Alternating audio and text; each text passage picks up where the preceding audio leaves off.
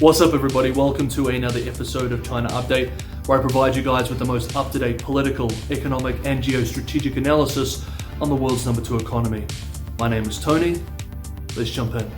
Okay, first up, there has been increased international attention surrounding the geostrategic issue of control over rare earths and rare earth supply chains over the last few years.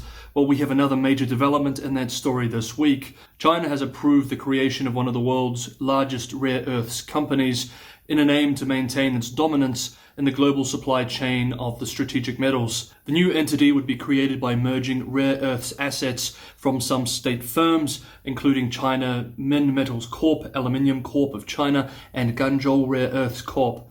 State media reports that these three parties own mining output quota for medium and heavy rare earth metals, accounting for 85.9% of the first batch of quotas set for 2021. This means that, quote, their restructuring will establish a supergroup focused on medium-heavy rare earth products, end quote. The new firm will be called China Rare Earth Group and will be based in the resource-rich province of Jiangxi as soon as this month. State-run Global Times quoted China's Ministry of Industry and Information Technology Minister, who expressed earlier this year, quote, China's rare earths aren't being sold at a rare price, but at an earth price. The US-based Wall Street Journal reports, quote, the combined group is designed to further strengthen Beijing's pricing power and avoid infighting among Chinese firms, and to use that clout to undercut Western efforts to dominate critical technologies. End quote.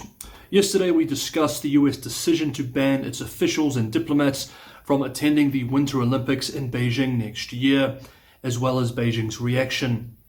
Since yesterday, other Anglophone Five Eyes nations followed the move, whether expressly or implicitly. However, New Zealand's Prime Minister, in an attempt to be diplomatic, I guess, expressed that the decision to not send government representatives to the Olympics was primarily due to considerations around COVID. UK Prime Minister Boris Johnson told lawmakers in Parliament, quote, there will be effectively a diplomatic boycott of the Winter Olympics in Beijing. No ministers are expected to attend and no officials, end quote. Canadian Prime Minister Justin Trudeau told reporters today, quote, I don't think the decision by Canada or by many other countries to choose to not send diplomatic representation to the Beijing Olympics and Paralympics is going to come as a surprise to China, end quote. In response to the news that Australia would join the diplomatic boycott, a spokesperson for the People's Republic of China Foreign Ministry expressed, quote, China has not invited any Australian government officials to attend the Beijing Winter Olympics, and no one would care whether they come or not, end quote. Sort of on this theme, that moves on to the next development. Renewed ideological efforts to oppose Western influences in the country continue this week. At the beginning of the week, the Foreign Ministry published a report entitled, quote, The State of Democracy in the United States, end quote. Unsurprisingly, the 15,000-word report was highly critical of the United States and its democratic system, expressing that, quote, democracy in the United States is seriously ill. Then on Wednesday, Executive Vice Minister of Propaganda, Wang Xiaohui, penned a long piece in the People's Daily called, quote, firmly grasp the leadership of ideological work, end quote. A key theme in the piece is the need to resist, quote, erroneous Western ideas, end quote, expressing, quote, party organizations at all levels serve as soldiers, not as gentlemen, and should clearly oppose and resist wrong views such as so-called Western constitutional democracy, so-called universal values, civil society, historical nihilism, neoliberalism, etc., end quote. Interestingly, the piece also made the following observation, quote, we will strengthen management of the ideological front and in particular attach great importance to the management of the internet as the main front, main battlefield and forefront of ideological struggle. The internet is transforming into the biggest tool in the development of our cause, end quote. This week, the United States hosted its Summit for Democracy. We've been following the highly critical coverage of the event in state media in recent weeks. This is one piece from state-run Global Times today. Quote, the US has invited Nathan Law, a suspect wanted by the Hong Kong police, to make a speech on the upcoming Summit for Democracy. This is proof that the United States still desires to incite social disturbances in Hong Kong, and that this summit itself, hosted by the United States, is an ugly farce showing no respect to the bottom line of civilization. Nathan Law is a despicable sinner and a soulless pawn at the mercy of others.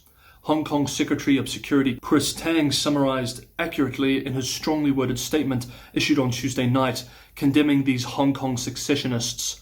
Tang branded Law as a despicable coward and traitor who participated in riots and fled Hong Kong.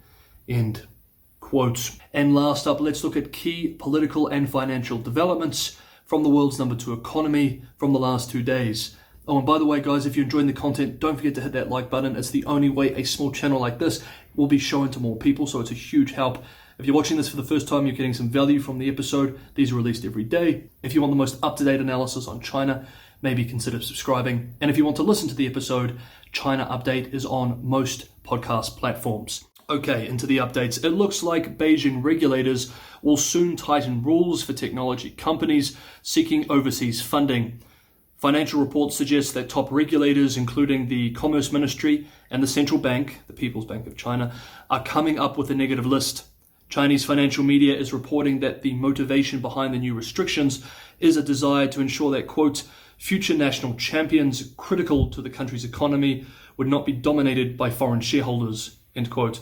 One analyst expressed that in the future, foreign investors can put money into traditional industries as opposed to technology. According to a new blue paper published by the Chinese Academy of Social Sciences yesterday, by 2025, the digital economy in China will account for over 50% of the GDP in the country.